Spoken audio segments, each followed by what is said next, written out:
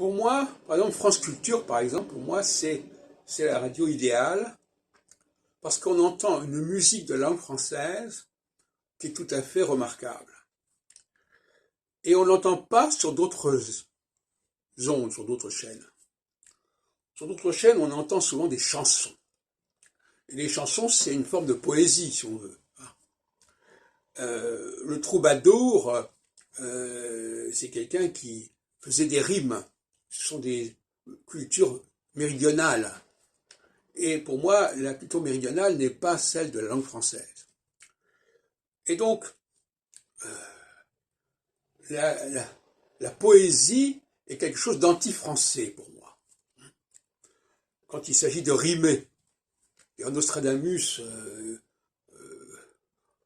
quelle que soit son œuvre, c'est quelqu'un du Sud, c'est un provençal.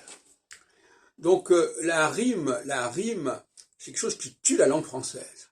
La langue française n'est souvent pas faite pour être rimée. Et donc elle n'est pas faite pour les chansons. Donc les chansons, c'est fait pour les étrangers.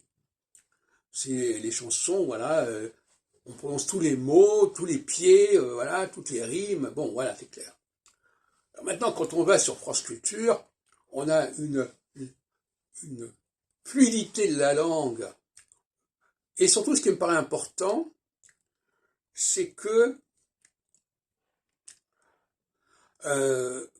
quand on connaît bien, quand on partage une langue avec quelqu'un d'autre, et quand on la partage pleinement, pas de façon biaisée, eh bien, on sait à qui on a affaire. On sait qui est qui. Parce que la langue, elle nous donne des tas d'informations sur quelqu'un. Paradoxalement, on partage une même langue, mais le fait de partager une même langue n'empêche pas du tout d'affirmer son individualité et sa personnalité. En revanche, quand quelqu'un nous parle dans une langue étrangère, on ne capte pas sa personnalité par la langue. Quand quelqu'un a un certain accent, on ne capte pas sa personnalité. Parce que c'est trop différent. La personnalité de quelqu'un ne se perçoit que dans les nuances, que dans les subtilités, au sein d'un même corpus, au sein d'une même praxis.